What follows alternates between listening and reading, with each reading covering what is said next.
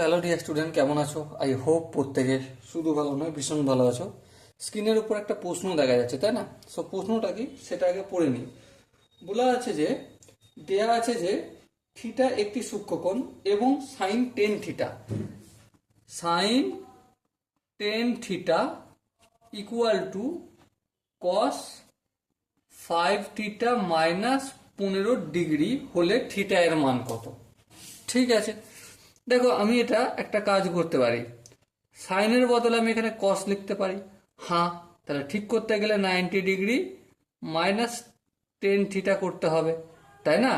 90 মানে কি 1 × 90, ঠিক তো? তার মানে চেঞ্জ হয়ে যাচ্ছে। আর মাইনাস 10 থিটা মানে কোন কোয়াড্রেন্টে পড়ছে? ফার্স্ট কোয়াড্রেন্টে।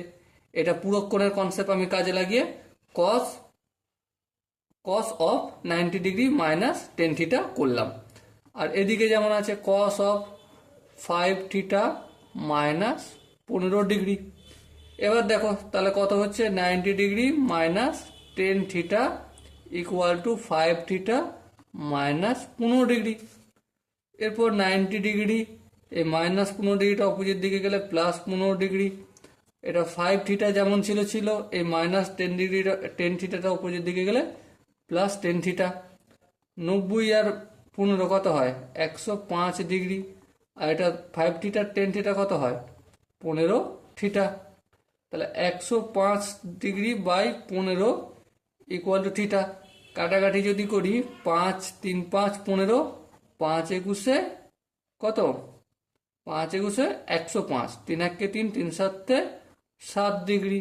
সো থিটার মান কত পেলাম আমরা? 7 ডিগ্রি পেলাম, 7 ডিগ্রি। ওকে, সো দেখো এখানে একটা কনসেপ্ট শুধু কাজে লাগিয়ে অঙ্কটা কমপ্লিট করতে পেরেছি। সেই কনসেপ্টটা কি? কনসেপ্টটা হচ্ছে যে কস 1 × 90 degree minus theta equal two কি হবে? ইকুয়াল টু, দেখো কনসেপ্টটা ভালো করে বোঝাচ্ছি এখানে যেটা অ্যাপ্লাই করেছি। ঠিক আছে, 1 × 90, 90-র সঙ্গে ইভেন সিরিজ মাল্টিপ্লাই হচ্ছে না odd series? Definitely odd series. So odd series যদি মাল্টিপ্লাই হয়, কসটা কি হয়ে যাবে? সাইন থিটা হয়ে যাবে। এবার কোন কোয়াড্রেন্টে পড়ছে সেটা আমরা লক্ষ্য করব।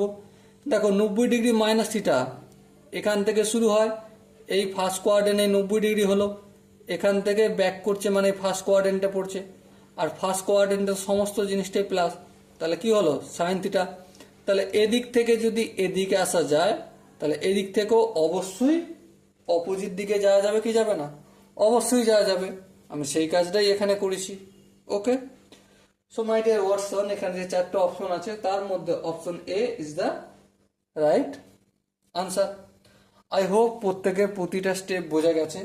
যদি পুরক্ষণের এই কনসেপ্টটা এখনও কারো বুঝতে অসুবিধা থাকে, তো আমি পার্সোনালি রিকমেন্ড করব যে এই যে চ্যাপ্টারটা আমরা ডিসকাস করছি, পুরক্ষণের ত্রিকোণমিতিক অনুপাত, এই চ্যাপ্টারের প্রথম ভিডিও অর্থাৎ ইন্ট্রোডাকশন ভিডিওটা অতি অবশ্যই দেখো। ওকে, সো ডিয়ার স্টুডেন্ট, দেখা হচ্ছে পরবর্তী সেশনে।